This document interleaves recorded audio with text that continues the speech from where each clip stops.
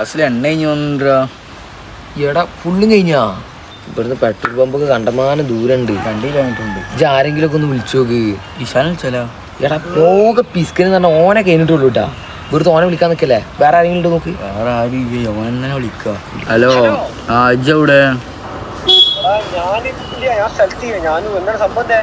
എണ്ണ കഴിഞ്ഞ് നിൽക്കടിച്ചൊന്ന് വേണ്ട പാടും.